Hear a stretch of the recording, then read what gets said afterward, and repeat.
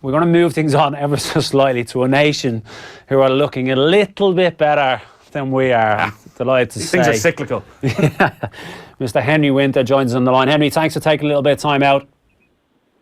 Hi, Keith. Hi, Nathan. Hey, Henry. Henry, before we chat England, which I know you are very, very passionate about, can you give me your thoughts on the Martin O'Neill, Roy Keane decision yesterday? Did it come as a surprise to you?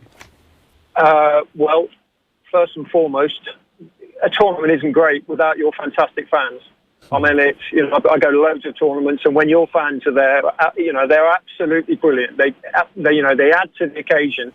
So, as a football fan and someone who's an inveterate tournament goer, whether England are there or not, and they're usually there at the moment, but in terms of the atmosphere of a tournament is always better when your brilliant fans are there. So, look, absolutely say that for a start. I was in Paris with Thierry Henry's sort of double handball, and I thought it was disgusting then. So, look, I've followed your situation with interest. I know it's been an extraordinary 24 hours for you. Look, I'm a huge fan of Martin O'Neill and Roy Keane, but I think it's probably the right decision. Look, I'm looking at it completely detached, just looking at the results and some of the performances. I think it's probably the right decision. I know you've got a huge debate now about Mick McCarthy. I love Mick to bits. He's brilliant company. He's a good manager, underestimated, wise old fox, but I'm not a huge fan of going back. I think you've got to look forward. Yeah, look, I think that's a general consensus over here as well, Henry.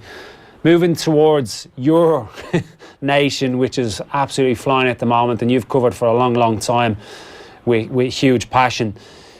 How surprised, or are you surprised, with how successful Gareth Southgate has done since his promotion from the 21 job? I think when you're very close to it and you're covering it all the time, you are slightly surprised because you're used to so many disappointments with England. And, in the last, 5 months, I've seen England reach 2 semi-finals, which is extraordinary. I've seen them play without fear, which is always the key thing. When I watch, the Republic of Ireland, I go back, sort of 30, 35 years and see your players there. When they put on the shirt, just the courage, there was a real courage to play. There was a real togetherness. I looked and watched England, and the shirt has weighed heavily on them. It's inhibited them. I think that's the most important thing that Southgate has addressed. I think he's taken the fear out of it, partly through, might seem a little bit parochial, but improving relationships with the media. He's got the players to sort of talk. So on the eve of the World Cup, Danny Rose came out and spoke to a group of journalists and told us about his depression. Raheem Sterling talked fairly emotively about what happened to his father and his relationship with his father, and who was gunned down when Raheem, I think, was 2, and why Raheem has that tattoo. So explaining the players their own stories and making them out to be the people and flesh and blood that they are, and giving us their sort of backstory. And then, of course, we pass that on to the fans. So there's more of a re-engagement, a reconnection, as Southgate calls it, between the players and the media and the players and the fans. I mean, it's only 18 months ago that England fans were walking out, turning their backs on the England players in Malta, away game in Malta. So I think that's brilliant. And, of course, once that fear has been removed, they go out and express themselves far more. Look, there are obvious tactical reasons which you would understand far better than I about why England have started playing better, particularly this 4-3-3 system, which we've seen since the World Cup. But I think it's mainly been psychological. And Southgate, because he went through the maelstrom of what happened to him at Euro 96, he's basically said, well, listen, no criticism from the press, nothing that can surround England can be as anguish-making as what I went through then. So I'm just going to go for it. And the players are following suit. Henry, just to link what Gareth Southgate is doing with England and the conversation we're having around the Ireland job at the moment and what the role should be for the Irish manager, whether it should be just results for the senior team or a greater role overlooking youth teams and basically having their hand in everything. It feels as though Southgate is deep-rooted in every aspect of English football. He's a full understanding of what's happening at underage level from the under-21 job and the learnings that he got there into the senior job. Was that almost flukish because of what happened with Sam Allardyce that Southgate ended up in this role with all that knowledge? Or was there actually a concerted plan by the FA to grow Gareth Southgate with the under-21 job into the senior role at some stage and have this sort of influence? I think that was probably the longer-term plan. And then Southgate said initially when he was approached post-Hodgson that he wasn't ready for it or the structure wasn't quite right. But I think very much Dan Ashworth Gareth Southgate is one of his protégés is probably too strong a word, because Southgate's very much his own man. But what Southgate went and did about 8-9 years ago, he went round the country. He went to, and I know this is a debate that I'm sure you've been having, and he went to the counties, he went to the leagues, he went to all the sort of junior age groups and said, listen, it's absolutely pointless putting tiny kids on big pitches with big goals and parents close by shouting at them. They're not going to develop like that. So what he did, he managed to persuade, and it was through Southgate's strength of personality and one or two sort of unsung heroes within the FA who went, and they managed to persuade the leagues and the counties, who, sadly, many of them were more worried about spending their budgets on how many trophies and medals they can get for the end of the year, not how many players that they can develop. Southgate persuaded them to bring in smaller-sided games, smaller goals, keep the parents slightly further back from the pitch, let the kids play, let them develop. And you look at, say, like, probably, the best team in England at the moment in the Premier League is Manchester City. They're not giants. So many players have been lost in the system, coming through the age groups, coming through grassroots football and going into academies because people didn't think they were big enough. Now, the role model is a Raheem Sterling, is a De Bruyne slightly taller, but Bernardo Silva, David Silva as well. These terrific technical players. And that's, Raheem Sterling, English. He's the type of player which English football should be developing. And I think more and more of those are coming through, seeing it Manchester City, next generation, Phil Foden. And that was partly, and the next generation will come partly because Southgate went out there and he said, listen, we have got to get rid of this long ball. We've got to get rid of the Charles Hughes, the Pomo, position of maximum opportunity, direct football. Let's play through the thirds more. And I think Southgate, because he comes from a generation which is financially independent as players, and because of what he went through at Euro 96, could actually go to the counties, persuade them, and now they can't. So, absolutely, coming back to your question, long term, I think it was always their plan to have Southgate as manager.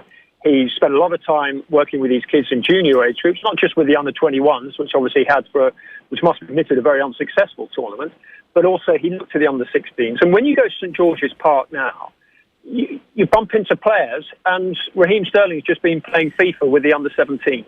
Right. There's a mixing between the generations. There is that pathway, and that's so big. The great thing is that England have now got some terrific young players coming through. There's, of course, finally, there's a debate about how often they get used in the Premier League. Do they need to go off to Germany to play like Jadon Sancho or something? But there are good kids there, and Southgate's been very much the father of that. Yeah, I never realised his influence was so vast on English football in recent years. And that strength of personality, I think he's really shown that even since the World Cup, because we've become used to England managers and probably England players being allowed to rest on their laurels. And so many of those players came back with their reputations massively enhanced. Like, I think in particular of someone like Kieran Trippier, who came back from the World Cup and talked about as the best right back in the world. And you look at that English side now, he might be back to third choice because he's gone with youth. He's gone with players in form with their club. And he's got that blend, it seems, of competitiveness and assuredness in the squad that most England managers have really struggled with. Well, I agree. I mean, I think when they came back, I don't think they came back feeling arrogant, feeling that everyone was going to greet them at the airport and throw their beers up in the air. I think there's a great humility about this squad. There's none of the sort of the arrogance that we've had in previous generations. They're kind of good guys, without getting sort of too emotional about it. But, there would always be one or two in the squad who you think, well, you want what people will call a good tourist, a good citizen. Will they cause trouble if they're bored in South Africa or wherever at one of the two tournaments, which has happened in the past? There's no one in that squad who you think actually is a troublemaker. I mean, there's some parts of some newspapers which give Raheem Sterling a bit of stick.